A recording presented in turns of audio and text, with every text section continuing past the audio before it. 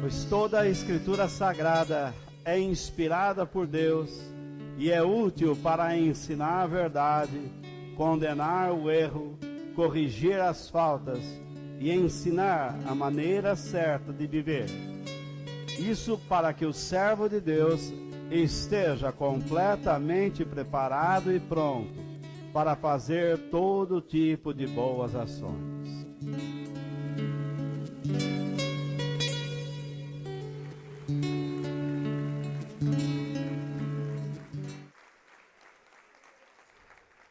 Nesta noite, eu queria falar no Salmo 139, dar ênfase sobre o pensamento que está lá, e um tema para esta noite é que eu confie na onisciência, onipresença e na onipotência divina. Parece aula de seminário, mas não é. Mas é que nós não vamos ler o texto bíblico agora, porque nós vamos ler durante, senão teríamos que lê-lo 2 vezes. Nós estamos terminando um ano, no caso 2019, e estamos ingressando em 2020. Aí eu faço uma pergunta: o que você espera de Deus para o próximo ano?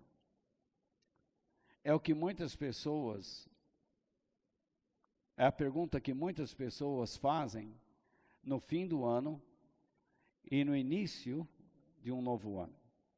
Algumas igrejas, com todo respeito, eles têm aquelas reuniões da virada, né?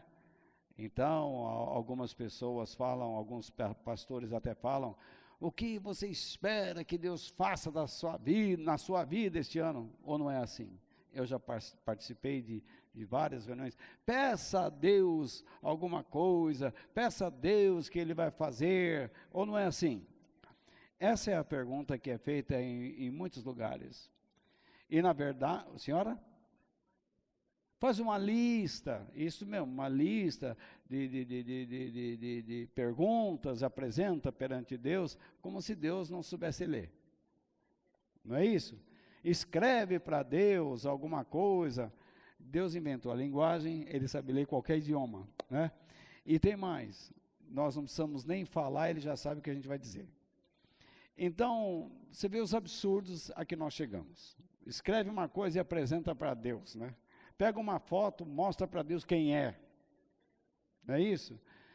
Nós estamos zombando, às vezes, dos atributos de Deus. É uma zombaria, é uma falta de senso, de sobriedade doutrinária. Muito bem. Agora, muitas pessoas, quando chegam no fim do ano, começam a dizer assim: o que eu posso esperar de Deus? No que eles estão pensando? Se não em sucesso, conforto e prosperidade financeira. Não é isso? Então, no fim do ano, tem muitas reuniões nas igrejas que são feitas justamente para para que o povo se reúna a fim de orarem para alcançar sucesso, conforto e prosperidade financeira. Agora, eu pergunto: o que nós podemos esperar de Deus? Se você não sabe o que esperar de Deus, você está em um problema muito sério, porque a Bíblia já nos mostra o que nós temos que esperar dele. Tudo que nós temos que esperar dele está escrito aqui. Então, eu já sei o que eu posso esperar de Deus. O problema não é o que eu posso esperar dele. O problema é o que ele espera de mim. Deus, ele não muda, ele sempre é. Ele é estável, nele não há mudança de variação. E, doutrinariamente, tudo que ele diz, tá? O seu ensinamento, a sua pessoa, Ele é o mesmo ontem, hoje e eternamente. O que eu espero de Deus hoje é o que Ele fez já no passado e é o que Ele fará no futuro. Então, eu tenho que entender que Deus, o que Ele realizou no passado é maravilhoso, eu aprendo com aqueles exemplos. Ele realiza coisas no presente, eu aprendo, e eu sei o que Ele realizará no futuro, porque Ele já nos ensinou tudo o que vai acontecer. Mas quando pessoas começam a pedir com muita intensidade essas questões de sucesso, conforto, prosperidade, na verdade, eles tentam impor sobre Deus alguma coisa. Qual é a atitude que eles estão tomando? Eles estão se portando como deuses sobre Deus. Na Bíblia está escrito que nós não podemos dar conselhos àquele que molda o vaso, não é isso? O apóstolo Paulo também diz que nós não podemos nos tornar conselheiros de Deus. Então, muitas vezes, em nossas orações, nós nos perdemos. Desculpe. Nós começamos a orar dizendo: Deus, Tu sabes o que é melhor, o Senhor pode fazer isso em nome de Jesus, eu amarro, eu elimino, eu expulso. Como é que você pode dizer eu expulso, eu amarro, eu elimino, se Deus não quer expulsar, nem amarrar, nem eliminar? Quem é que tem esta certeza? Isso que nós vamos ver nesta noite. Vamos dar uma olhada nessas coisas. Certa vez, Jesus estava ensinando os seus discípulos a orar. E Ele deu um roteiro de oração que nós denominamos como o quê? Como o Pai Nosso. O Pai Nosso não é uma oração, gente.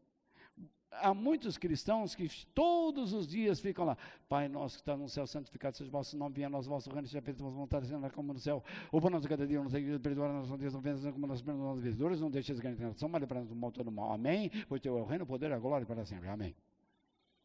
Aí alguns até chegam dizendo assim: ai, Senhor, se o Senhor me abençoe, eu começo hoje mesmo a orar 15 Pai Nosso por dia.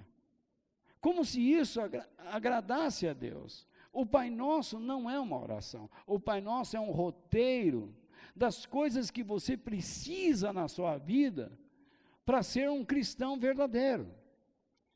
São coisas que você precisa pedir. Vamos ver, vamos dar só uma olhadinha, vamos lá? Será que a gente consegue citar o Pai Nosso? Vamos lá. Pai, a primeira coisa que o cristão tem que ter é Deus como Pai. Pai nosso que estás nos céus. Então, eu tenho Deus no lugar de habitação, eu tenho uma noção onde Deus habita, onde é o seu lugar de habitação. Então, se Deus habita nos céus, é para lá que eu quero ir um dia. Mas agora, eu estou vivo. Então, eu quero servir a este Pai que está no céu, que tudo vê. Pai nosso que estás nos céus, santificado seja o teu nome. O santificado, Deus é puro, Ele vive para realizar suas obras, Ele não vai mudar, Ele é dedicado ao que Ele falou. Santificado seja o teu nome, e então,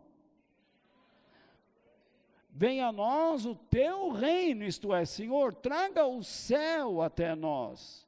Não é um reino físico, é um reino espiritual. O reino físico ainda vai se instalar depois que aparecer, vocês que já leram a Bíblia, o anticristo, que é o líder político mundial que vai instalar um governo global neste mundo. Então, venha a nós o teu reino, isto é, Senhor, vem dirigir nossas vidas, venha governar nossas vidas, venha nos guiar, venha nos dizer o que precisamos fazer, porque nós somos teus súditos, teus servos, teus escravos. Então, o que mais? Seja feita a tua vontade, onde? assim na terra como no céu. Então, nós existimos para fazer a vontade de Deus na terra, nós queremos fazer a vontade de Deus na terra, do mesmo modo que ela é feita no céu. No céu passa água benta lá, no céu vende óleo, no céu vende cueca. Você já viu um anjo de cueca? Oh, o anjo voou, caiu a cueca, Gabriel! Não existe isso. Tem pastor vendendo cueca abençoada. Com todo respeito, eu tenho que dizer isso com tristeza, mas digo, toalha, perfume da glória, a meia que você pisa Satanás, chave, incrível, um monte de coisa. Então, a obra de Deus tem que ser feita na terra como ela é feita no céu, pela autoridade de Deus, entende? Isso é uma coisa que exige um estudo mais profundo, mas só assim, um preâmbulo, só um toque. E que mais? Falou em comida, a Marlene foi a primeira a falar, hein, Marlene? Então, vamos lá. Pão nosso de cada dia nos dá aí hoje. Jesus não falou de você pedir um montão de alimento, você pedir um futuro cheio. Cada um, sabe, você vai estudar, você vai se preparar, você vai trabalhar, e Deus vai conduzir sua vida. Tá? Quanto mais você se prepara e mais você se dedica, você pode ter mais ou não. Vai depender do seu esforço, da sua habilidade, da sua competência, de você saber aproveitar as oportunidades. Tá? Mas o que Jesus está dizendo aqui é que tudo que nós precisamos para fazer a vontade de Deus é o alimento diário. Você não tem que se preocupar com amanhã. É hoje, o pão nosso de cada dia, dá-nos hoje. E então,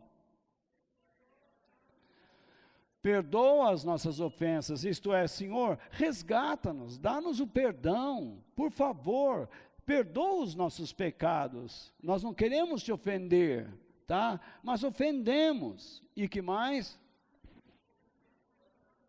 Assim como temos perdoado os nossos ofensores, certo?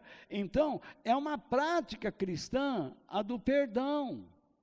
Perdão não é uma coisa que você dá e esquece. Você não esquece do mal que a pessoa lhe fez. No entanto, você convive com esta pessoa, você dá a ela, da mesma forma que Deus te deu, a graça do seu convívio cristão. Tá? Deus, ele diz, eu jamais me lembrarei dos seus pecados. Mas você nota na Bíblia que muitas vezes diz assim, vocês viram o que vocês fizeram no passado? Deus muitas vezes, ele mostra os erros do passado, mas ele não usa os erros do passado para ficar instigando, culpando, fazendo pressão em nossas mentes. É isso que ele está dizendo, está entendendo? Porque muitas pessoas, quando começa uma discussão, aí começa assim, mas você viu ontem o que você fez? E você anteontem? E você anteontem? Então não tem fim a coisa, certo? Então não se resolve. Quando nós somos perdoados por Deus, significa que Deus nos deu o quê? A sua graça, a sua companhia, os seus recursos. Ele está disposto a nos ajudar a sermos novas pessoas. Novas criaturas, para vivermos para a sua glória, para a sua grandeza, para ajudar muitas pessoas nesta vida. Muito bem. Da mesma forma, quando nós perdoamos alguém, nós estamos dando à pessoa a graça, da mesma maneira que Deus nos dá. E então, não nos deixes cair em tentação. Ora, mas Deus não dá liberdade para o diabo agir? Dá, mas a tentação, ela pode vir do diabo também, mas na maioria das vezes ela vem de onde? De dentro de nós. Porque a tentação, ela não tem origem no diabo. A tentação tem origem dentro de nós. Nós somos maus. Nós temos uma natureza humana fragilizada hoje, craqueada. Ela está, não é cheia do crack. Ela está quebrada, ela está desmontada. Nós somos criados à imagem e semelhança de Deus, e hoje nós estamos afastados dessa originalidade, desse quadro, dessa pintura. Então, o que acontece? Não nos deixes cair em tentação, isto é, Senhor, ajuda-nos a não seguirmos as nossas paixões internas, os nossos desejos pessoais, porque são perigosos, eles nos afastam de Ti. E o que diz depois? Mas livrai-nos do mal. Por quê? O mal fica ali como falava a molecada antigamente, fica de butuca, fica de olho, tá? É aí que aparece o mal. Quando você é tentado e segue suas paixões, o diabo cria um cenário para você, cria um campo para você. Ele diz, olha que maravilha, olha o que você vai ganhar. Então você ingressa naquilo, pensando que não tem problema algum, mas o resultado é o desastre, é a tragédia. Tragédia espiritual, tragédia moral, tragédia psicológica. Você vai se afundando cada vez mais. Então, a oração do Pai Nosso, percebe, é um roteiro. E depois, não estou ouvindo nada, hein? Pois teu é o reino, o poder e a glória para sempre. Porque, olha, o mal é poderoso, o mal cria um reino, o mal cria um governo, a malignidade é personificada numa pessoa, Satanás e seus demônios. Agora, nós cristãos declaramos, sabe, Senhor, porque nós pedimos todas essas coisas, porque nós queremos viver para a glória, pelo teu poder. Nós queremos estar no teu reino. O Senhor é grande para sempre. Tudo isto vai passar, mas a tua glória é sempre, de eternidade a eternidade. Tu és Deus.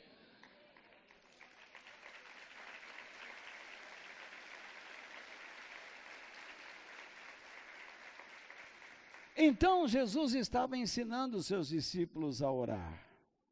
Falamos tudo isso daí, 10 minutos. E alguns pastores já leram este versículo aqui. Porque em Lucas 11:9, depois que Jesus ensinou este roteiro, ele disse, porque todos aqueles que pedem, recebem. Aqueles que procuram, acham. E a porta será aberta para quem bate. Lembra as versões antigas? Pedi e dar-se-vos-á. Não é isso? Então, veja lá. Pois não? Vamos lá. Pedi e dar-se-vos-á. Batei e abrir-se-vos-á. Vamos, pedi e dar-se-vos-á. Buscai e achareis. Batei e abrir-se-vos-á. É uma linguagem complicada, hein? Não é isso? Então, é mais fácil ficar com essa aqui. Vamos lá. Vamos ler todo mundo? Porque todos aqueles que pedem, recebem. Aqueles que procuram, acham. E a porta será aberta para quem bate. Veja só, nós temos aqui uma verdade? Temos. Aquele que pede, recebe. É uma verdade. Muito bem. Aí, nós temos outra verdade. Temos. Aquele que procura, acha. Muito bem. A porta será aberta para quem bate. Então, quem bate na porta, Deus abre. É uma verdade. No entanto, essa verdade é mais do que uma verdade, ela é uma promessa àquele que pede e procura e vai até a porta do reino de Deus para bater. Correto? Então, você percebe o esforço que Deus espera de alguém, tá? Para entrar no reino de Deus. Vamos iniciar o Pai Nosso de novo, só um pouquinho? Vamos lá, até o ponto de eu falar para. 1, 2, 3, já.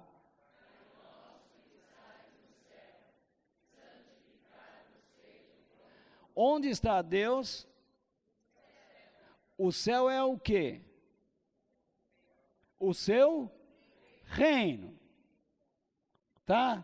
Então, a oração, ela é um meio para você entrar onde? No reino. Correto? Mas o reino de Deus está só no céu? Não. Ele está na terra quando nós o pedimos. Claro, quando obedecemos, nós mostramos que Ele está. Mas nós pedimos que Ele venha. Vamos iniciar o Pai Nosso de novo? Vamos lá.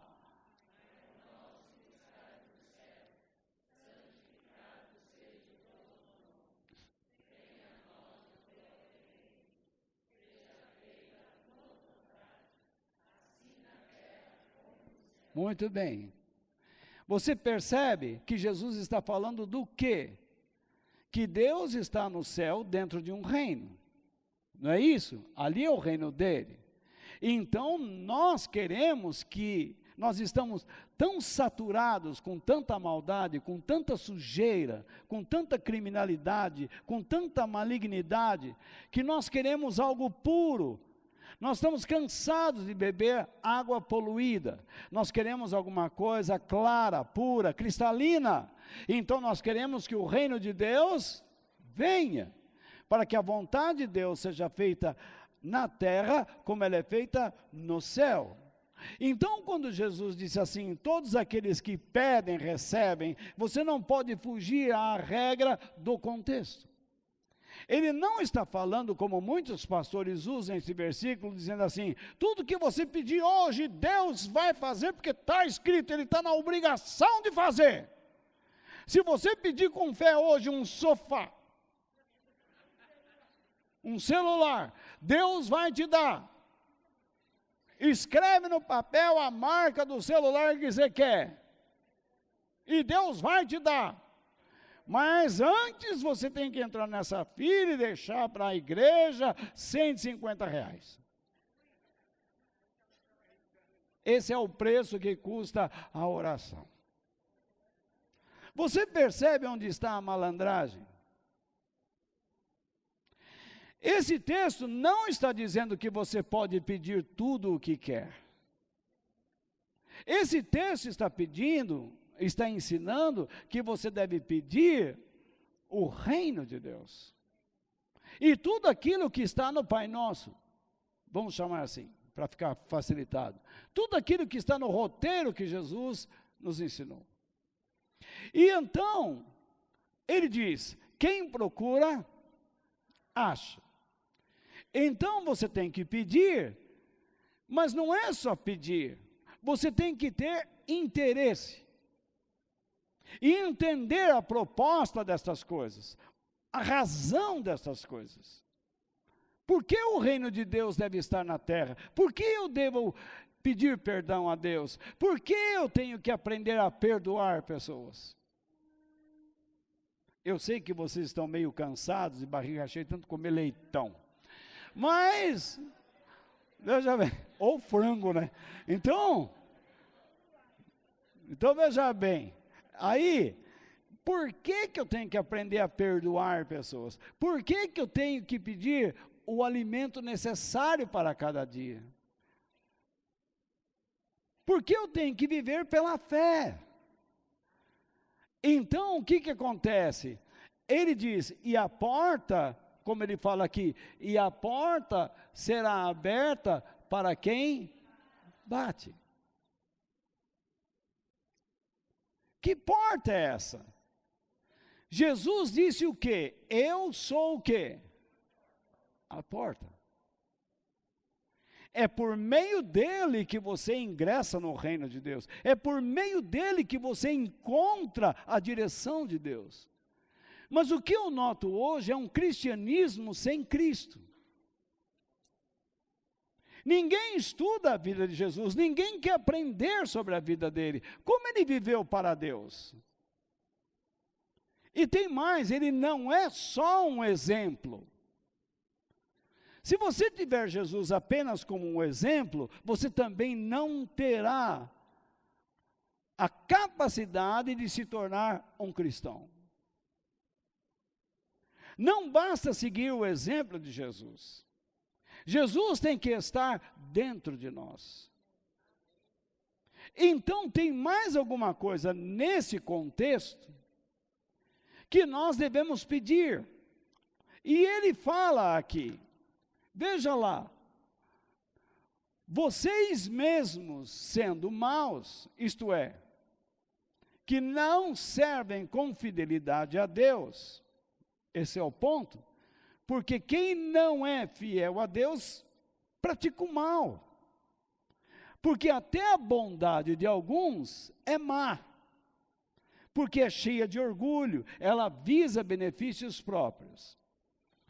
Até vocês sendo maus, sabem dar coisas boas, ou seja, coisas úteis, saudáveis aos seus filhos. Qual é o pai que quer o mal do seu filho? São poucos. Mas a maioria quer o bem, ou não é? Você sofre por causa do seu filho, você quer dar a ele bons conselhos, você quer dar a ele bons estudos, uma boa escola, boa comida, ou não é? Você se mata para que eles tenham coisas boas, ou não é verdade? Você deixa de ter para que eles tenham, ou não é assim? Isso é o usual de pais ajuizados. Você quer que eles tenham o melhor. Se Deus melhora a sua condição financeira, você dará aos seus filhos uma escola melhor. Você dará aos seus filhos sapatos e roupas melhores. E é assim que o mundo é, ora essa.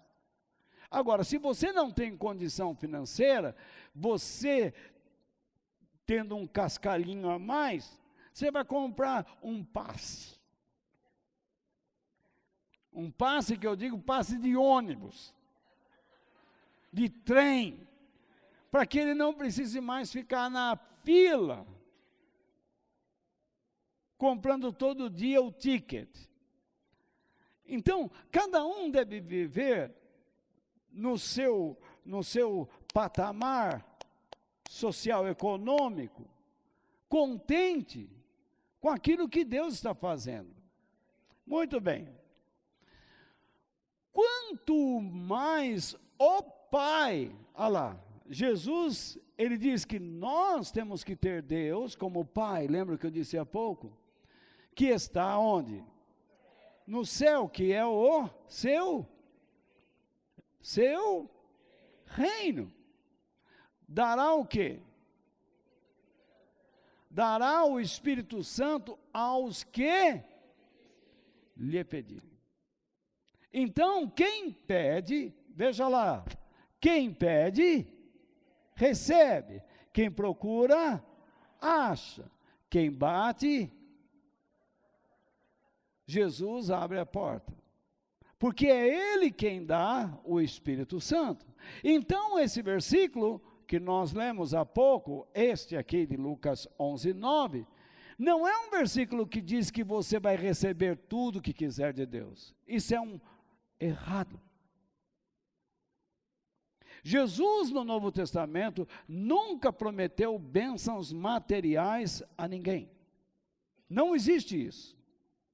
Em nenhum lugar do Novo Testamento você vai encontrar isso.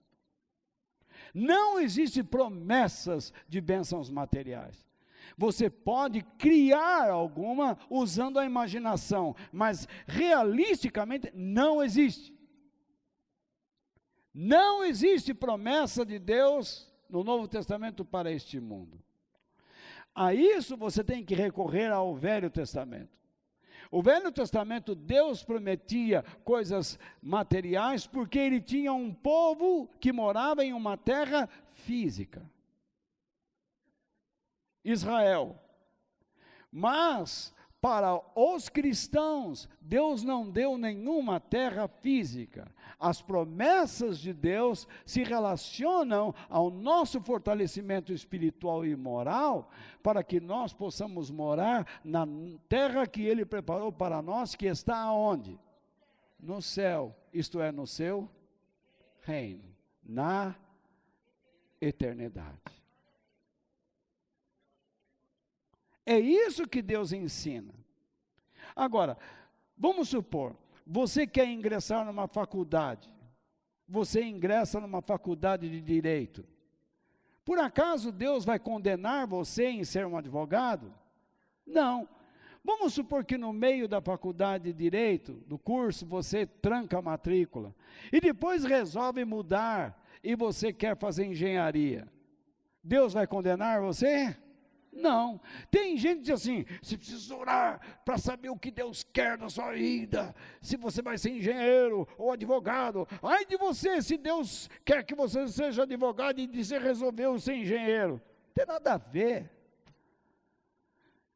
Você tem que procurar um caminho onde você se enquadra, onde você se completa.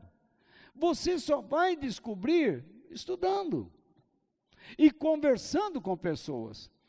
A maneira de você descobrir a trajetória da sua vida é fazendo a vontade de Deus. Você está numa faculdade, se você fizer a vontade de Deus, você vai descobrir o caminho profissional que você tem que seguir. Se você fica perguntando, você acha que eu devo ser advogado? Você acha, mãe? Você acha, pai? Quem é que tem essa resposta? Ninguém tem. E se você pedir a Deus, você também não a terá, dificilmente. Porque você se assusta tanto com a vida que você não consegue perceber. Então o que Deus nos diz? Pratique a minha palavra onde você estiver. Faça o bem aos outros, ensine-os, e você vai começar a perceber a minha voz e a minha orientação. Você ingressou no ensino fundamental, muito bem. Você tem que aprender a praticar a palavra de Deus lá. Em vez de ser levado pela conversa marota e mundana dos seus colegas de escola, pratique a palavra de Deus, pague o preço. E então você vai ver como que Deus vai orientando a sua vida. Foi me perguntado uma vez, Walter, você nunca quis ganhar muito dinheiro? Não. Duvido. Por que você duvida? Se eu quisesse ganhar dinheiro, eu não pregaria as coisas que eu prego. Eu pregaria o que esses caras por aí pregam. Eu não ensinaria essas coisas, porque essas coisas não chamam as pessoas sérias. Ou melhor, que não são sérias. Elas não querem a verdade, elas querem a mentira.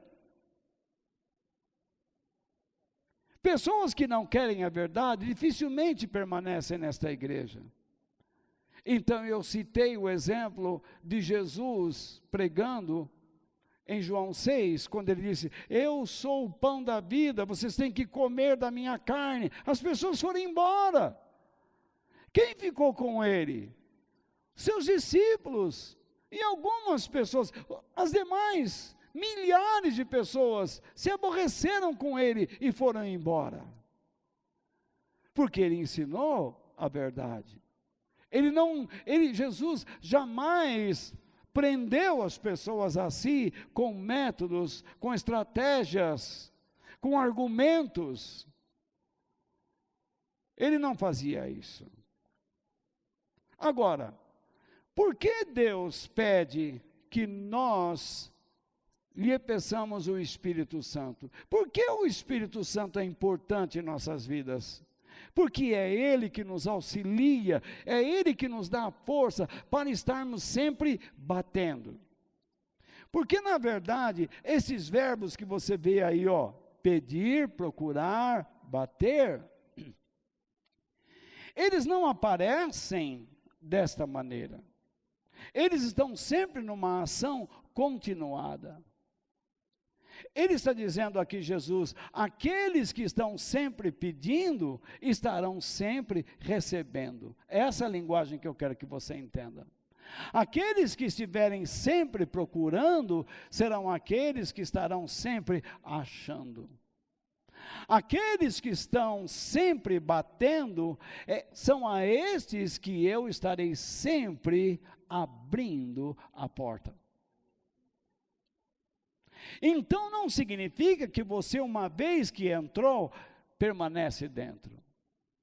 Você se encontrará em situações em que você precisará conhecer os princípios do reino de Deus, para saber como se movimentar dentro daquela situação. Entende o que eu digo?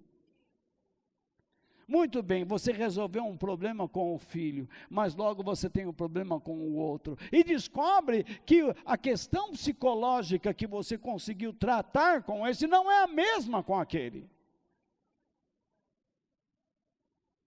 Não é verdade?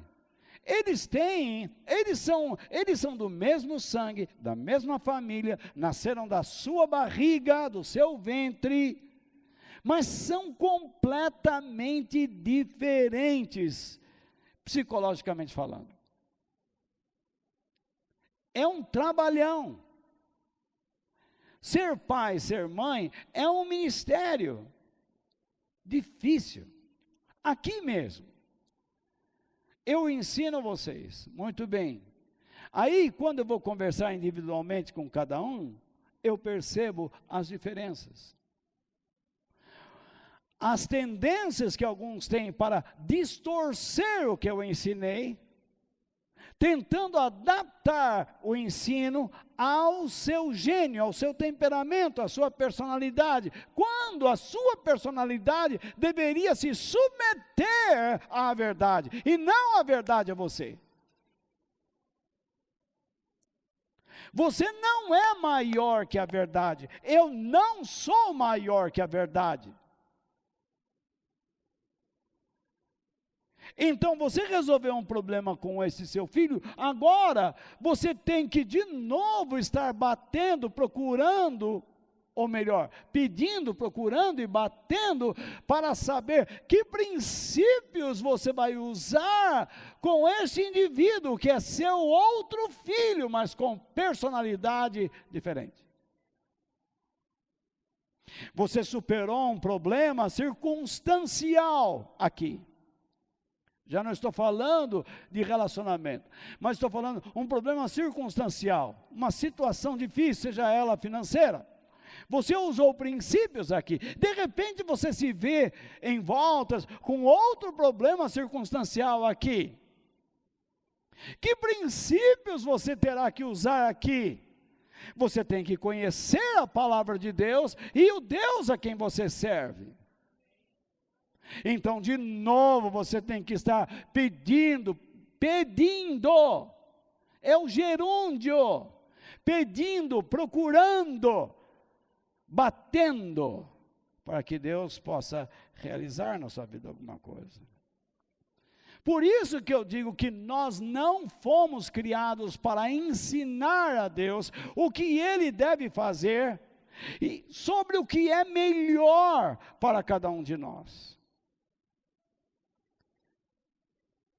Eu não tenho noção do que é melhor para mim. Você não tem noção, porque você não conhece, nem eu conheço, o dia de amanhã. Por isso que eu preciso do Espírito Santo, que me ensina sobre a justiça, que me ensina sobre Deus, que me mantém forte para continuar pedindo, procurando, e batendo na porta do reino de Deus, para que eu possa aprender sobre a verdade e como eu devo agir em uma determinada situação. Por isso eu tenho que aprender a ser uma pessoa submetida, confiante, para fazer a vontade de Deus. Submetida a quem? Confiante em quem? Em Deus, para fazer sua vontade, com temor e respeito. Porque o ser humano foi criado para obedecer e temer a Deus, segundo a própria Bíblia. Se você não sabe ou já se esqueceu, Deus criou uma história para este mundo e para nós também. E Deus não muda de opinião. Tudo que Deus estabeleceu, o que Ele já falou, vai acontecer e está acontecendo. Vocês estão comigo, gente?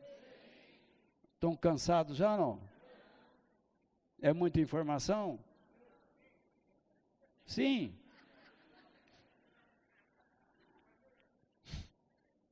Então, tudo que está acontecendo faz parte do que Deus já pré-determinou. Nada está fora da sua jurisdição, nada está fora do seu olhar, nada está fora do que Ele já escreveu.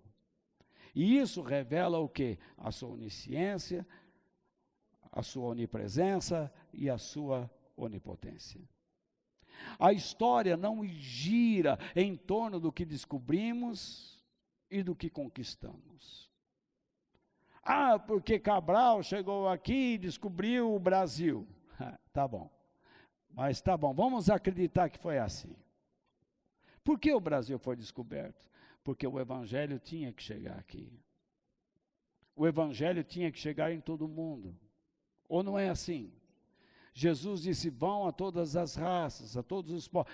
Às vezes Deus usa pessoas que não creem no reino de Deus, e eles serão como pontes para aqueles que creem, o Evangelho possa chegar aqui.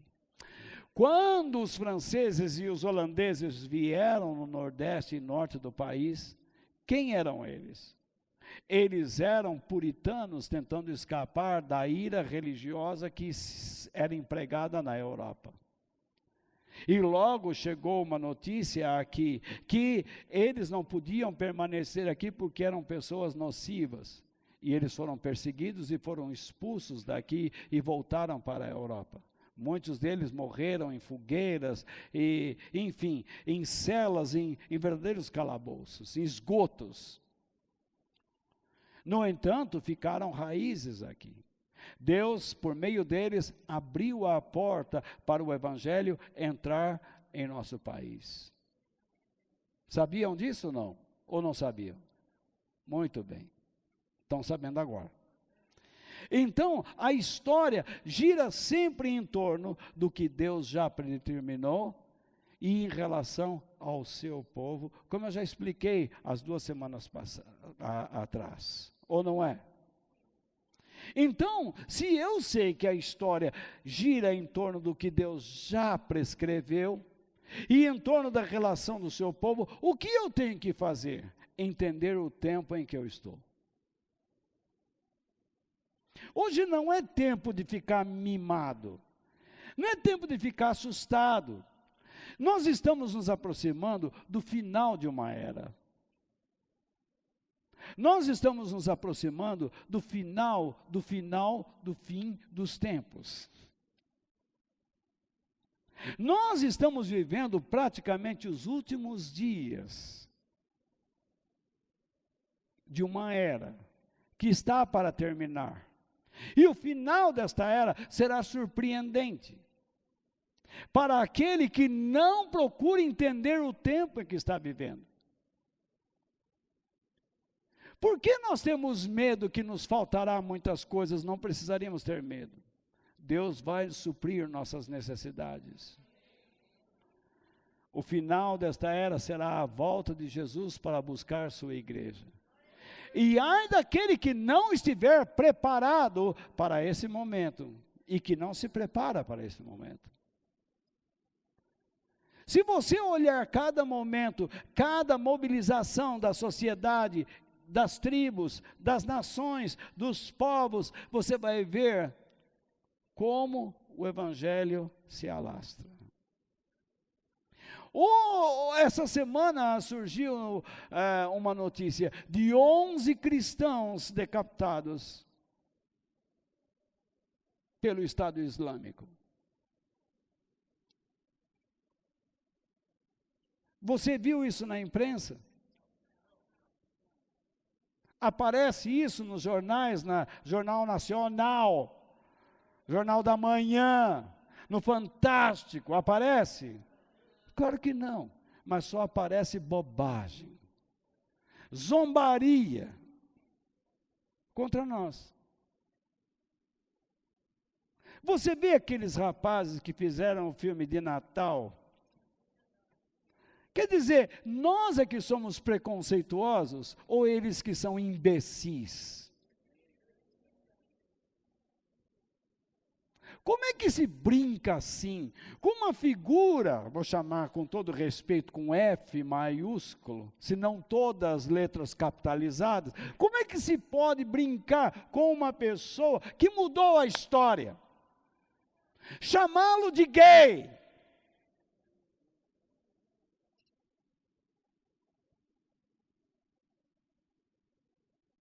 Ele não foi gay, ele não foi homossexual. Respeite. Eu respeito os homossexuais. Mas Deus não formou o homem para ser homossexual, e nem a mulher para ser lésbica ou homossexual. Não existe DNA algum. E cientificamente isso é provado, que o homem só se torna homossexual na sua imaginação, quando ele decide ser, ele sente que quer ser, quer experimentar a coisa. Então ele vai, gostou, ficou, amou, se apaixonou. Quer ser, o problema é dele, mas saiba que Deus diz, os homossexuais não herdarão a vida eterna. Está escrito. Nós vivemos em um tempo onde a maldade cresce, a incredulidade cresce. E o que nós temos que fazer? É sabermos lutar contra ela, porque senão ela vai nos abraçar, nos absorver, e nós vamos perder a eternidade e seremos lançados no inferno. O que você escolhe? O que você quer para a sua vida?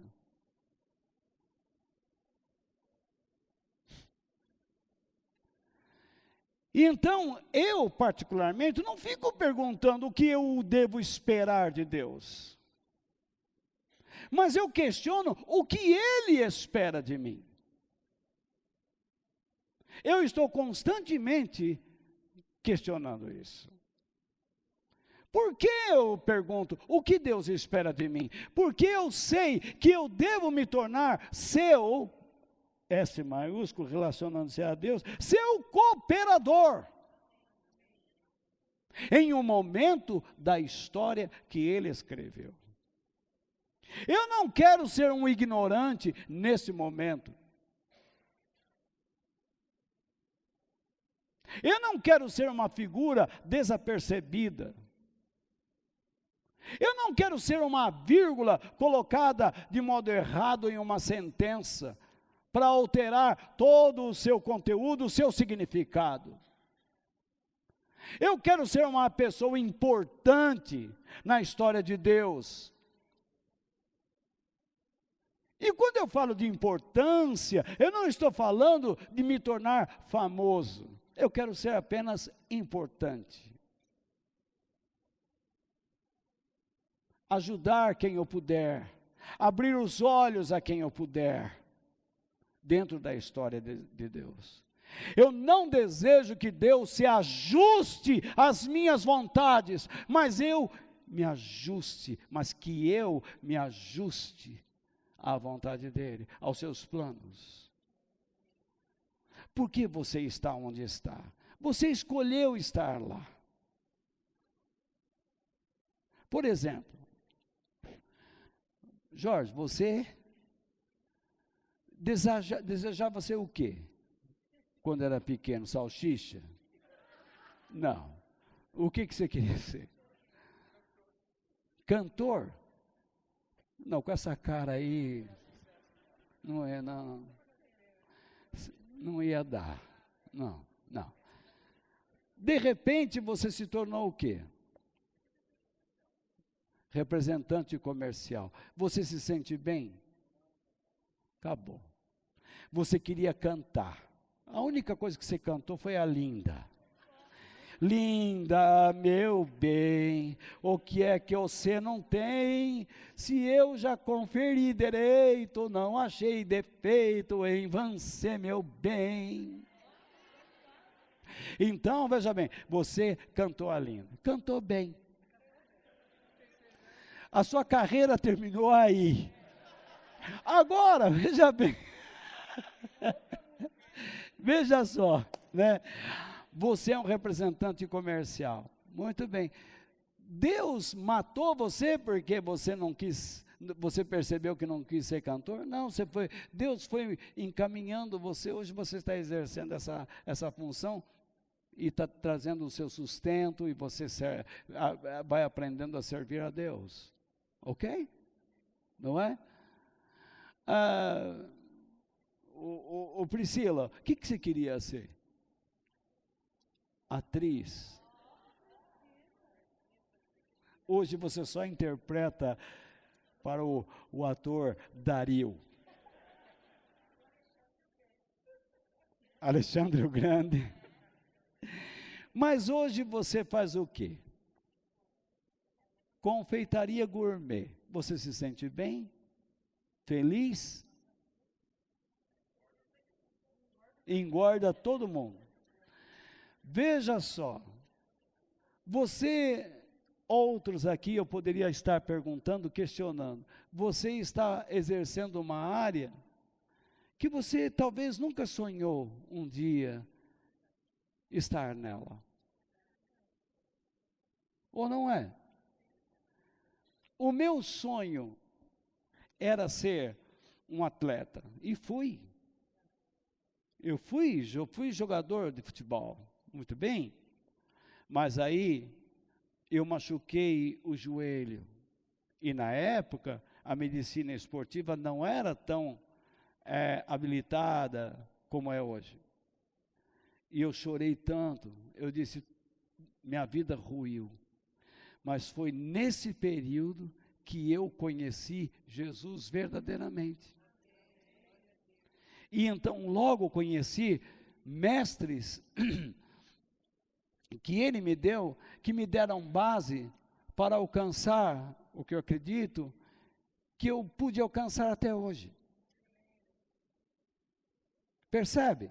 Eu nunca sonhei em ser que eu sou.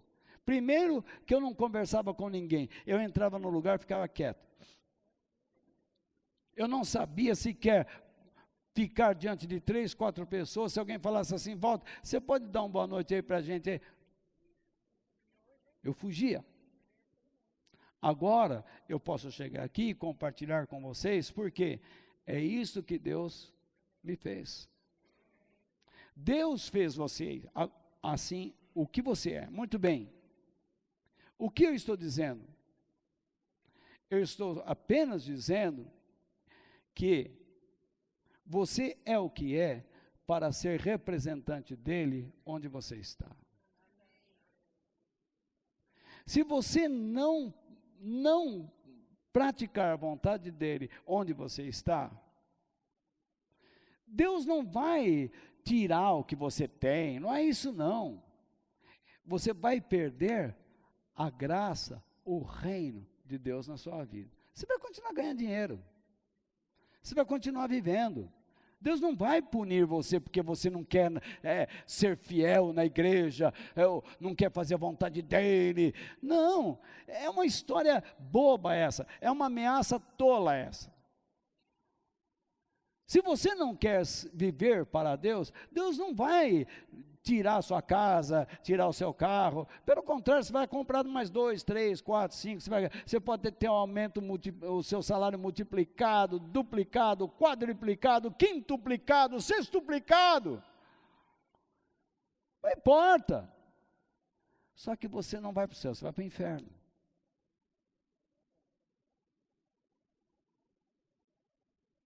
Percebe? Você quer trocar de namorado?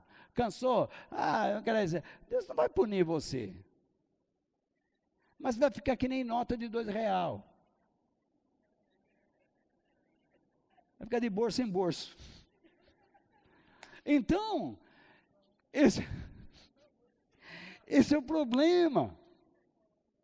Ou então, até chegar ao ponto que você se torna uma moedinha de 5 centavos. Que ninguém quer. Qual é o troco? 5 centavos. Fica aí. Então,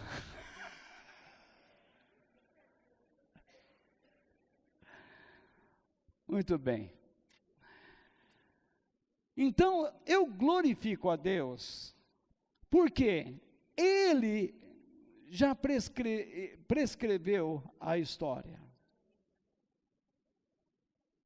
Ele ditou o que você seria, Ele sabia disso. Nada que está acontecendo é surpresa para Ele. Nem o seu pecado mais grave é surpresa para Ele. Eu já vi gente chegando diante de Deus e diz, Pai, perdoa pelo que eu fiz. O Senhor sabia o que eu ia fazer, não sabia. Se Deus falasse de modo audível, eu sabia já o sem vergonha que você é.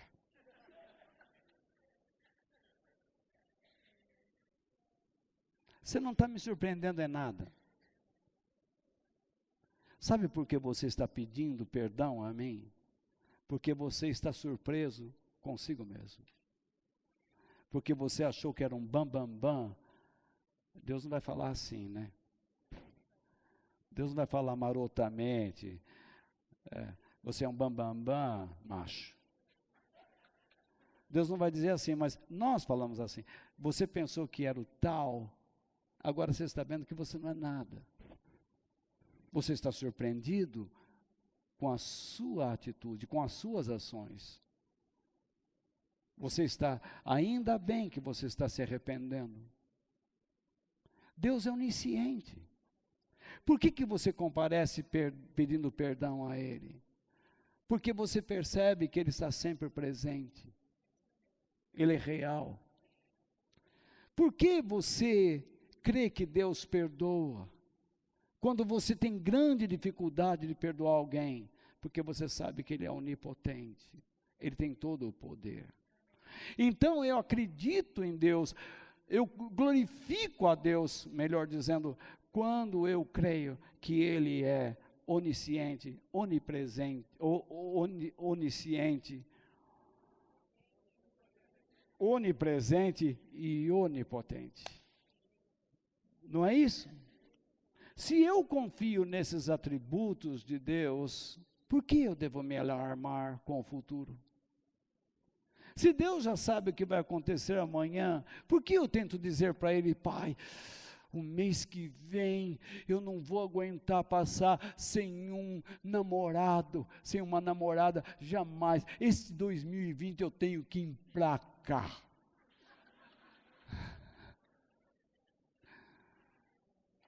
Ou eu saio dessa singularidade de vida, ou eu deixo de ser solteiro, ou então não dá, me quebre esse galho, Senhor. Deus sabe. Senhor, eu quero mudar de emprego. Deus diz, Pai, muda, qual é o problema? Deus não está proibindo de você procurar o melhor para a sua vida.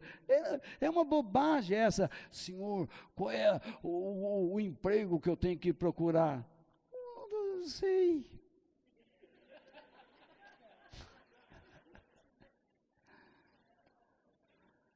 Vai onde você se sente bem. Só que lá, isso eu vou exigir, que você pratique a minha palavra.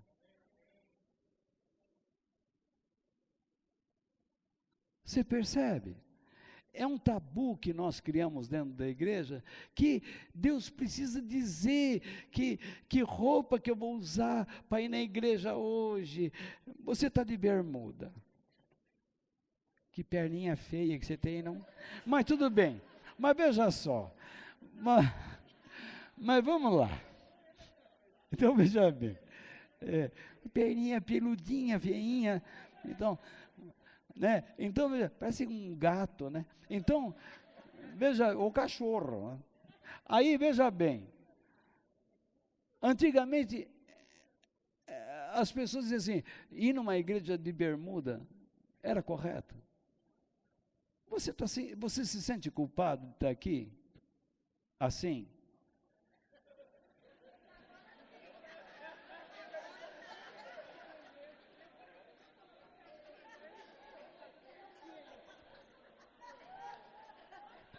Então, veja, sabe, o que nós não podemos praticar são os exageros. Correto? São os excessos. Imagine você, mulher, vem com um vestido decotado até aqui. Ou não é? Ou então você vem com aqueles vestidinhos que a alcinha pega os limites. Não é? Eu acho que você tem que tomar cuidado. Não é? Essas suas pernas não me encantam. Então, veja só. Se você me encantar, eu ia falar, cubra-se, por favor. Ainda bem, meu irmão. Ai, lasqueira. Então, veja bem, você tem que saber o que fazer, como se portar. Ou não é verdade? Você tem que estar sempre com modéstia. Posso continuar aqui, gente? Só mais um pouquinho, tá? Essas são as coisas que eu queria mostrar para você. Tá? Se eu confio em Deus, por que eu devo temer o futuro? Não é? Eu não tenho que ter medo do futuro. Jesus diz que aquele que tem medo do futuro age como um pagão. Porque são os pagãos que vivem pedindo coisas para Deus. Nós não. Nós pedimos o reino. Nós pedimos o Espírito Santo. Nós pedimos que pelo Espírito Santo sejamos capazes de perdoar, de fazer a vontade de Deus. Por isso que nós precisamos do Espírito Santo, porque é Ele que nos ajuda nessas coisas. Davi sempre foi um homem que pediu o Espírito Santo. Quando ele pecou, uma das primeiras coisas que ele diz é: Pai, não tires de mim, não retires de mim o Espírito Santo. No Salmo 51, ele disse. E pelo Espírito Santo, ele foi inspirado a escrever o Salmo 139. Então, vamos parar com esta ideia de que nós só teremos o que quisermos se pedirmos a Deus.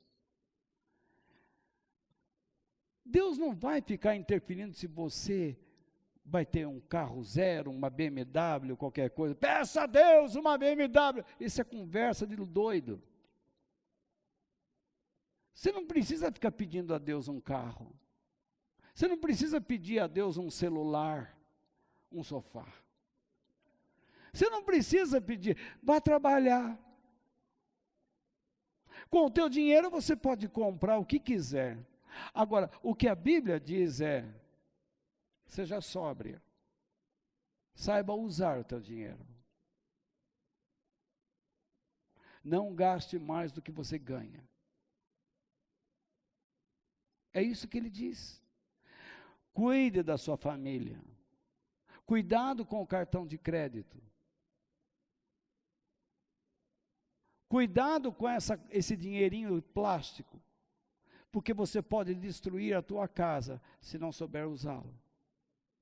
É isso. Não fique devendo nada a ninguém, exceto o amor.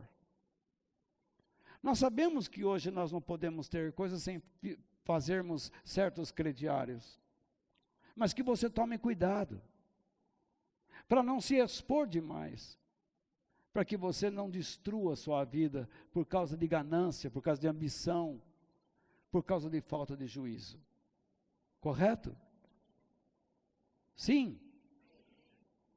Então, nós servimos a um Deus que não está preso ao tempo e nem ao espaço. E como é importante aprendermos a conhecê-lo, confiar nele e confiar na sua onisciência, na sua onipresença e na sua onipotência. Então agora, rapidamente, eu diria a vocês, você sabe o que significa a palavra atributo? Atributo é aquilo que é característico de um ser, é a sua particularidade. Por exemplo, você vê um animal perverso? Conhece algum animal perverso? Não, mas você conhece um animal cruel. A natureza é cruel, ou não é? Se você estiver na rota de javalis, saia quanto antes, porque eles vão te esmagar.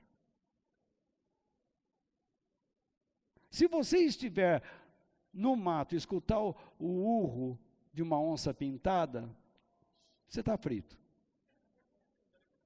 Se pular no rio, ela nada.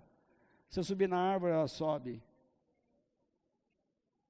Então, peça a Jesus, Jesus, o que eu tenho que fazer? E ela também vai orar dizendo, obrigado pelo almoço. Então,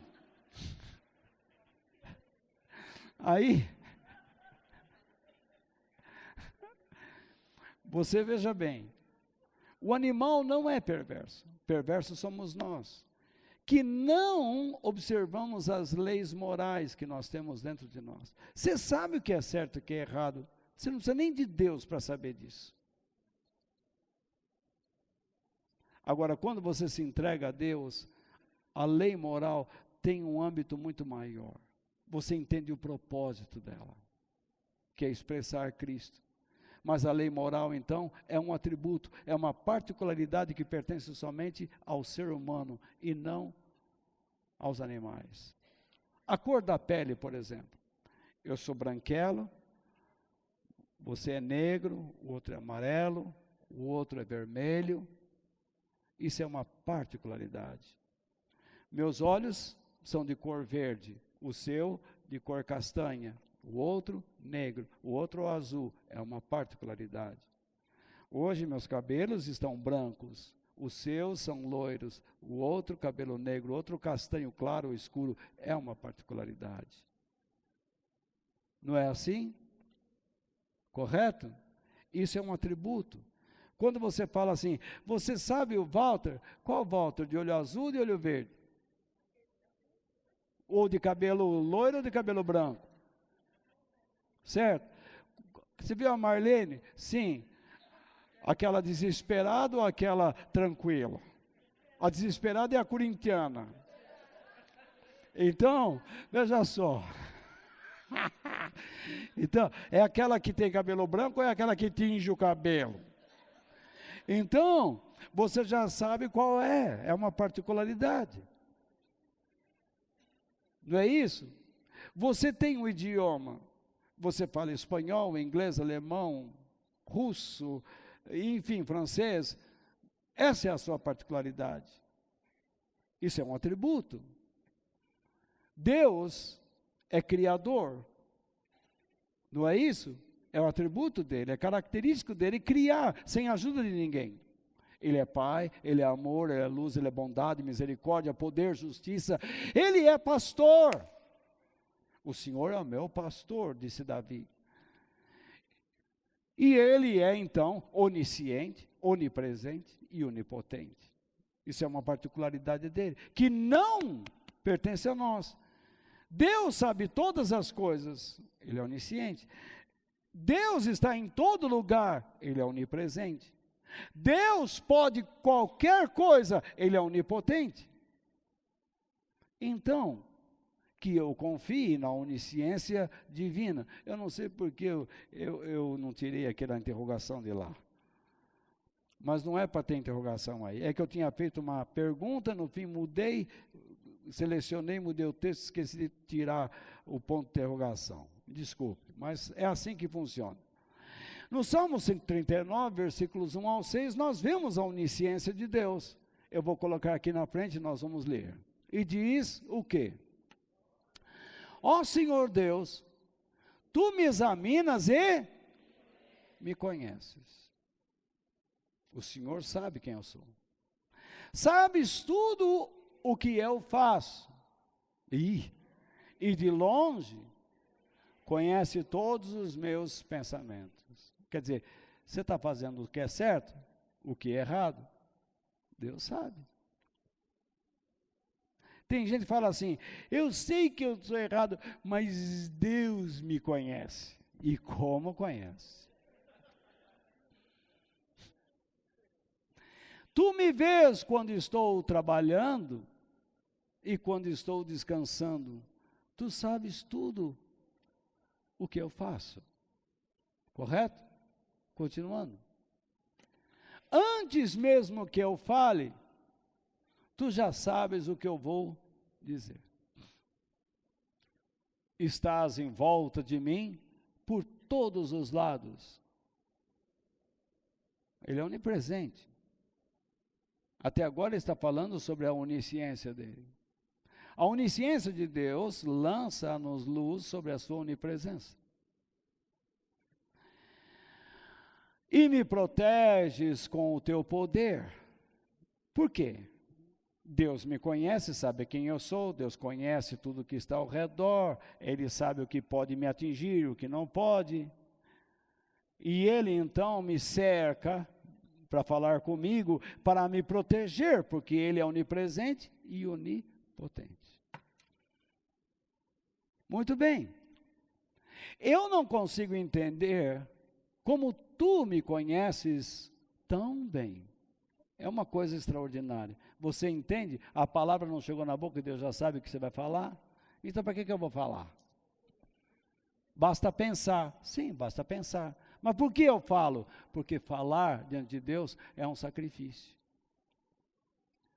Deus quer que você fale. Deus quer que você exponha. Eu já vi pastor dizendo assim, não fala o que você quer, porque o diabo pode estragar.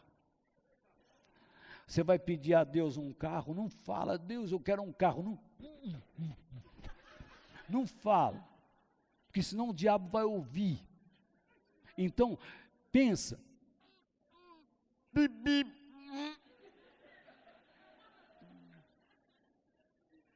Já viu isso? Já ouviram isso? Você vê que estupidez? Uma bobagem. Por isso que você não tem que pedir carro a Deus, vai comprar, vai trabalhar, vai comprar. Correto? Seja honesto naquilo que você faz. Essas bobagens. Você quer trocar de casa? Troca. Deus não quer. Você troca. Só não se meta em confusão. Você quer trocar de automóvel? Você quer um carro melhor? Troca. Tem condições de pagar? Pode trocar, não tem esse problema. Você quer mudar a sua vida profissional, porque você não está se sentindo bem onde está? Você quer terminar o namoro? Termina, qual é o problema? Veja as bases que você está terminando o namoro. Para que é? São bases egoístas ou porque esse namoro não está glorificando a Deus? Se não está glorificando a Deus, acaba com ele. Se está levando você para longe do Senhor, fim de papo. Encerra o assunto. Porque você não é uma pessoa mundana, você é um filho de Deus. O seu relacionamento deve ser construído sobre a rocha, não é assim? Acabou. Você pode mudar a hora que você quiser. Deus não vai punir você, porque, ai, você vai ver, Deus vai te matar porque você me largou. Ah, vai chorar na cama, que é lugar quente. Então, vamos lá. Então veja bem. Agora nem sei onde eu estou mais, viu? Então nós temos que aprender a seguir o Espírito Santo, tá? para entendermos que a onisciência de Deus nos protege. Ele sabe das ações do inimigo, Ele sabe da nossa fragilidade, Ele sabe da nossa capacidade, correto? Ele sabe os problemas que estão para chegar, que nós não sabemos, e Ele pode nos dar a sabedoria para lidarmos com essas situações. Muito bem, próximo. De novo está a interrogação lá, porque você já sabe que eu esquece esse negócio, hein? Que eu confie na onipresença divina. Vamos lá nos versos 7 ao 12. Está interessando para vocês? Tudo bem, nós vamos terminar. Até meia-noite tem tempo. Aonde posso ir a fim de escapar do teu espírito? Ah lá. Como é que Davi escreveu essas coisas? Inspirado pelo Espírito Santo para nos mostrar a importância disso. Para onde eu posso ir? Tem algum lugar que eu possa ir, que eu escape da presença de Deus? Não. Se você resolver hoje sair daqui e entrar num inferninho, na casa da mãe Joana, você pode ir lá. Deus vai estar lá com você, você estará levando lá o Espírito Santo de Deus. Ele vai estar chamando a sua atenção para não ficar nessa zoeira, para que você abandone esse mau caminho. Você não tem como escapar. Vamos lá. Para onde posso fugir da tua presença? Lembra Jonas? Para onde ele foi? Calma. Primeiro ele foi para Jope. Depois ele foi para um barco. Depois ele foi para o mar. Depois ele foi para dentro de um peixe. Que eu sei lá que peixe que é esse, não sei se é baleia. Está lá um peixe. E depois ele se viu aonde? Na praia, de onde ele nunca deveria ter saído. E então ele foi para Nínive. Ele estava em Nínive? Não. De corpo estava, mas de coração, não. Deus fez a obra mesmo assim? Fez. Você pode estar aqui agora, mas o seu coração pode não estar aqui. Mas há certas coisas que Deus está plantando dentro de você agora, que num relance você ouve e vai precisar disso amanhã.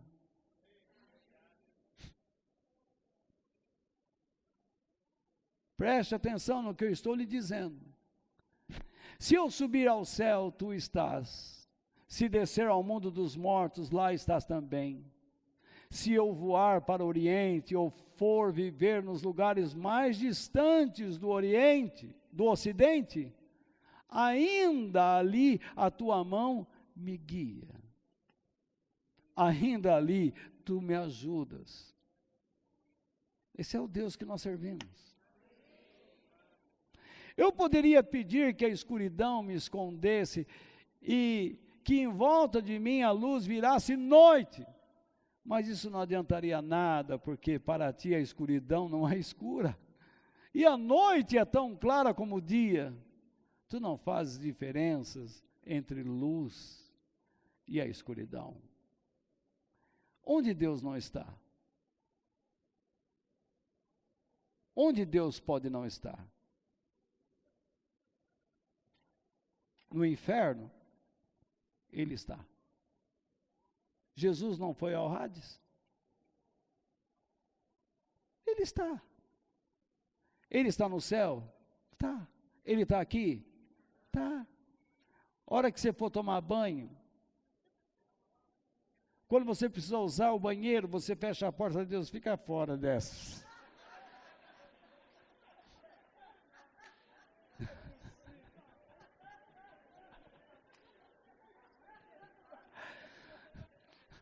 Não se incomode eu deixar o senhor por lado de fora neste momento.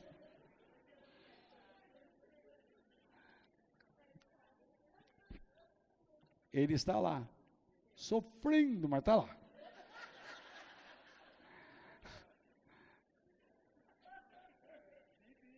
Deus está em toda parte. até mesmo quando nós estamos agindo contrariamente a Ele. Ele nos ajuda a nos levantarmos quando caímos, a caminharmos quando ainda estamos cansados.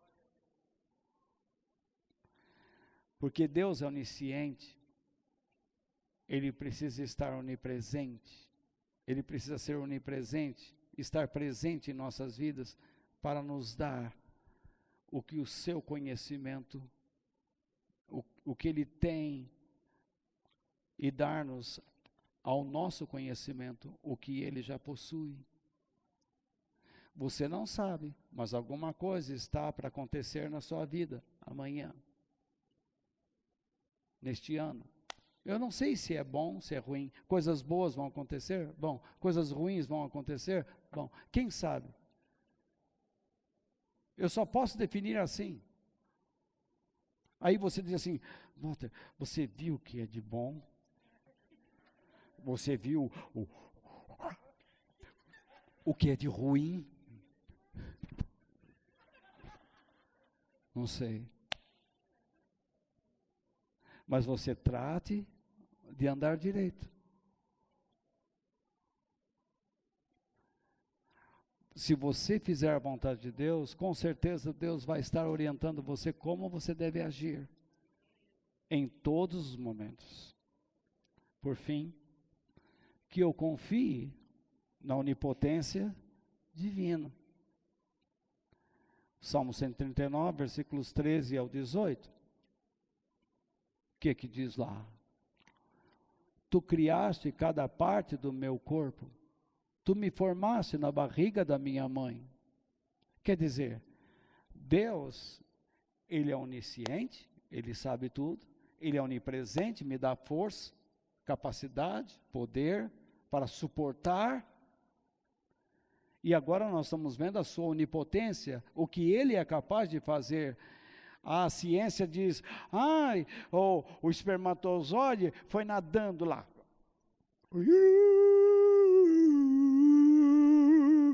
Achei! O ovo da mamãe! E ele vai lá e pá! És tu, Geraldo.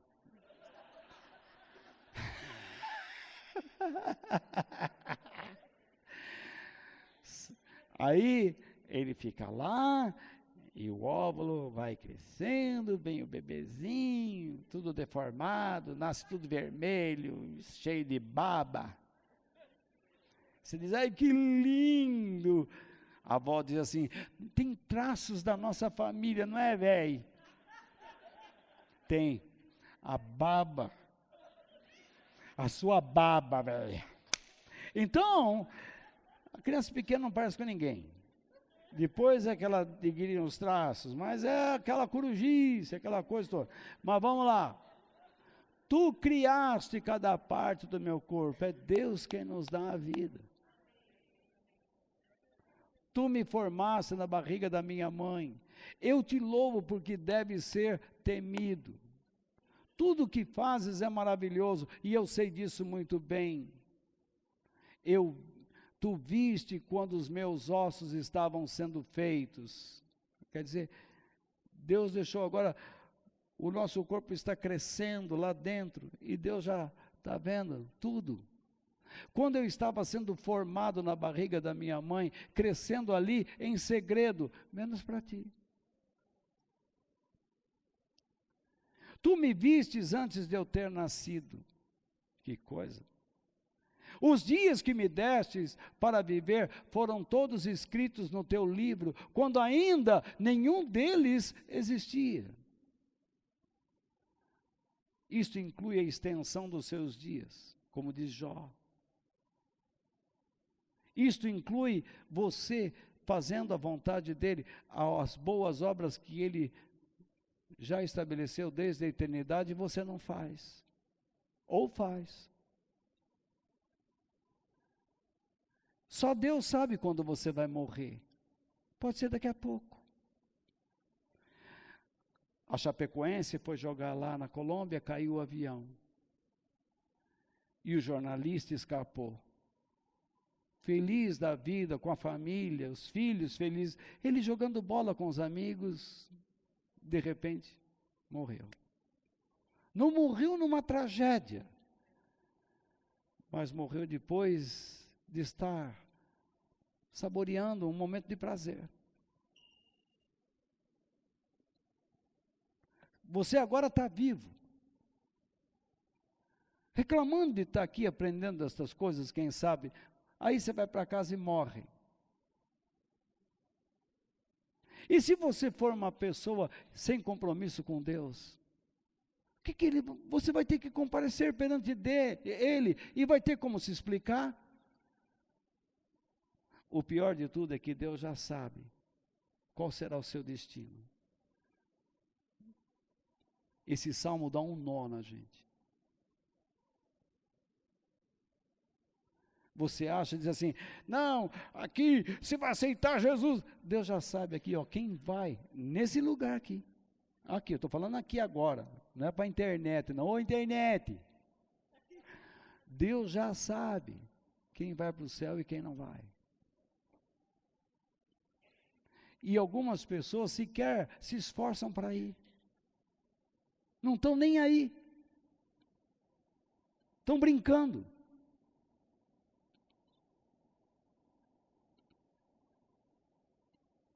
Abre o olho.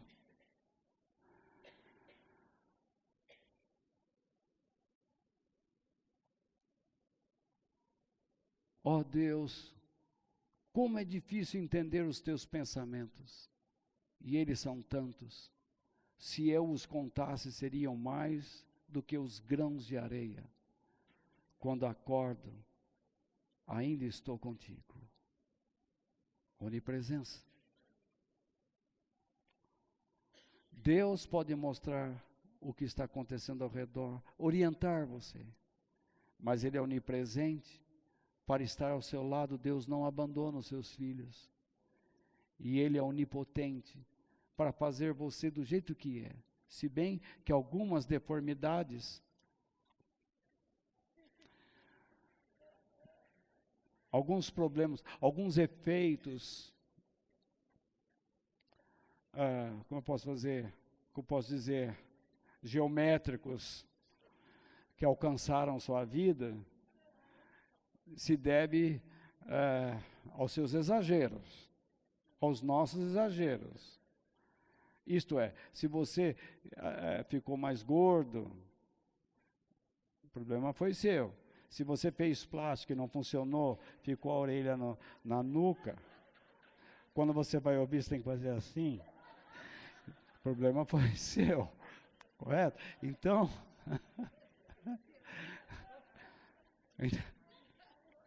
verdade, muita gente fica esticando, o corpo vai virando. Imagina, algumas pessoas vão no banheiro assim, certo? Então, por quê? Foi esticando, foi mudando tudo. Então, muito bem, então, o problema é nosso, correto?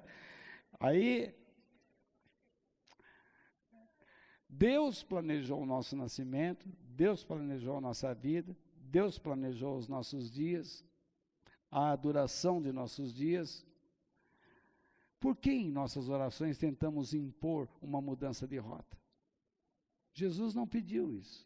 Ele falou, não fiquem preocupados com o dia de amanhã, basta o mal do dia de hoje.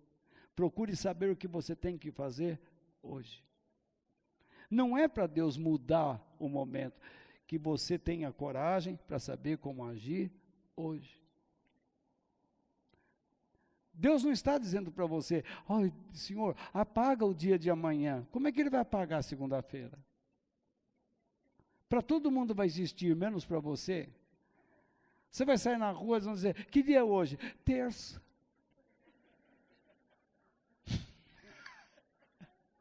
De que igreja você é? Da comunidade Hebron.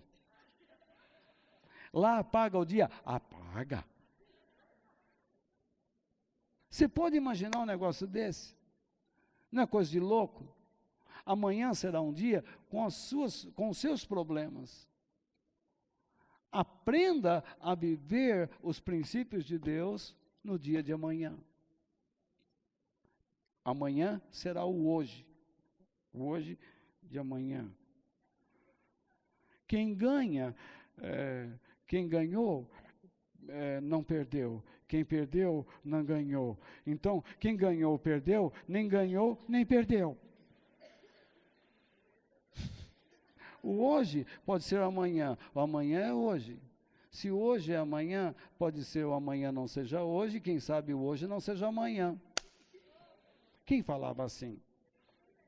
Então, veja, ó, não quero... É uma linguagem diumológica. Nós falamos muito sobre fé, mas será que agimos pela fé? Temos medo, entramos em corrente, campanha, novena, porque temos medo. Deus me livra disso, me livra. Que fé que você tem? Você só quer se livrar de problemas, mas você não quer viver de acordo com Deus. Então, eu quero concluir, lendo os versículos 19 ao 24. Vocês têm um material maravilhoso na sua mão aí, viu? Então, veja só. Ó Deus, como eu gostaria, deixa eu colocar aqui para vocês. Ó Deus, como eu gostaria que tu acabasses com os maus. Gostaria que os homens violentos me deixassem em paz.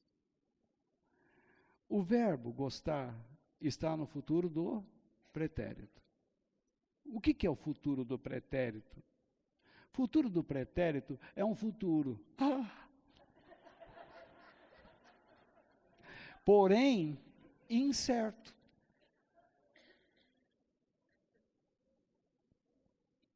Incerto.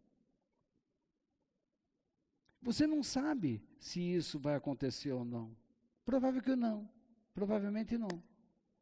Eu gostaria. É um desejo. Eu gostaria. Mas você não sabe. É só um desejo seu. Eu gostaria que tu acabasse com os maus. Eu gostaria que os homens violentos me deixassem em paz. Você diz assim, eu gostaria que Deus tirasse todo o meu sofrimento no ano que vem. Eu gostaria que a minha sogra arrumasse uma casa para ela. Eu gostaria que meu genro fosse para o olho da rua. Eu gostaria que aquele cachorro do vizinho morresse. Eu gostaria de ter um emprego melhor. Eu gostaria que aquela calopsita parasse de cantar o hino do Corinthians lá. Eu gostaria de ter um namorado rico, bonito, alto, 2,20 metros de altura.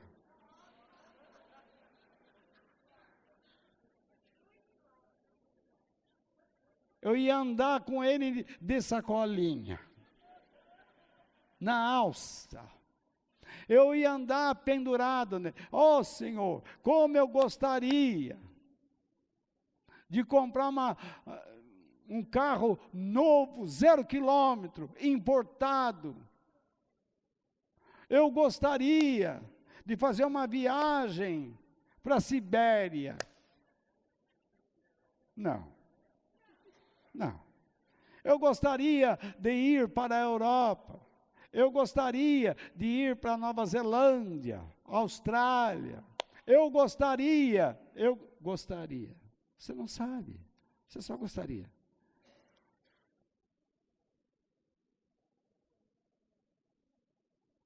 É o que muita gente está pensando agora. Eu gostaria que a minha vida fosse, mas não vai ser. Deus não vai matar ninguém assim. Jesus falou que a incredulidade ia aumentar, não falou? Então ela vai. A maldade não ia aumentar? Então vai. E Deus não vai sair por aí matando maus, não vai. Mas infelizmente, Ele sabe que muitos maus vão matar pessoas boas. Quantos irmãos na fé estão morrendo? Onde está Deus? Decapitaram 11 irmãos lá na Nigéria. Decapitaram. Deus sabia disso? Hein? Desde que eles nasceram.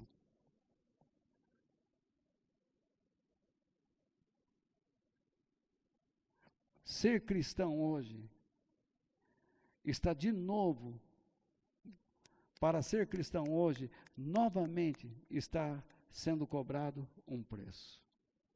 Gostemos ou não. Vamos continuar. Eles falam mal de ti, contra ti falam coisas ruins. Ó Senhor Deus, como odeio os que te odeiam, como desprezo os que são contra ti. Eu os odeio com todas as minhas forças. Eles são meus inimigos. Quem é inimigo de Deus? É meu inimigo também. É impossível. Você ama a Deus. Quem não ama a Deus vai ficar contra você a qualquer momento. Você é jovem, você vai na escola. Se você não anda de acordo com as suas colegas lá, já elas estão contra você. Vão fazer bullying. Ou não é? Ó Deus, examina-me e conhece o meu coração. Isto é, os detalhes da minha vida. Prova-me e conhece os meus pensamentos. Isto é, coloca-os à prova ou em teste. Por que você... Tem pastor que fala assim, Deus não prova ninguém. Já viu isso? Já? Está aí. Ele prova assim. E vocês têm aprendido comigo que ele testa. Vê se há em mim algum pecado. E guia-me pelo caminho eterno. O que ele está querendo dizer? Mostra-me os meus erros e dirige a minha vida pelo caminho da vida eterna. O que eu espero de Deus no ano que vem? Eu já sei o que eu devo esperar. Mas o que Ele espera de mim? Que eu busque o seu reino, seu governo. Como Ele está dizendo, guia-me. O que é esse guia-me? Seu governo, sua direção. Que eu anseie pela sua presença. Que eu confie na sua onisciência, onipresença e onipotência. Que eu despreze as obras provenientes dos maus e dos que zombam de Deus. Eu não vou matar ninguém. Esse pessoal do fundo da porta do fundo, não fui eu que fui lá tirar uma bomba. E nem eu diria para alguém fazer isso. Porque eles já são uma bomba. Eles não prestam, não vale nada. Eles são um mal à sociedade e a si próprios. Cheiram mal e trabalham num lugar onde cheiram mal. Que eu ofereça a Deus a minha vida e que não receie as provas ou testes divinos. Que eu aceite a correção divina e permita que Ele me guie pelo caminho da vida eterna. É isso que eu pretendo ser. Eu não quero ser uma pessoa hiper espiritual. Eu quero apenas buscar Deus. Deixa Deus fazer as coisas. Vai trabalhando, meu irmão. Vai estudando. Vai se preparando cada vez mais. Quando você tiver oportunidade, põe o seu nariz nos livros. Preste atenção. Seja mais sóbrio. Busque se relacionar com pessoas direitas. Busque se associar com pessoas honestas. Com pessoas que vão acrescentar à sua vida alguma coisa. Tenha paciência e calma. Não seja impulsivo. Deixa Deus trabalhar na sua vida. Aceite as ordens de Jesus. Aprenda os princípios da vida eterna que estão no seu evangelho e seja comprometido com todo o serviço cristão. Porque se você agir desse modo, você será abençoado por Deus, abençoará muitas pessoas e com certeza você vai caminhar para a vida eterna.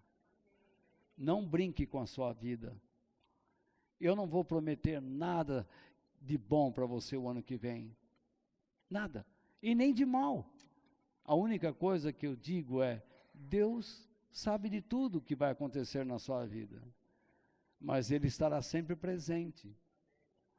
Agora, Ele é onipotente para ajudar você. Agora, você pode aceitar ou rejeitar. Você que sabe. Em nome de Jesus. Tá bom? Que Deus nos abençoe. Amém.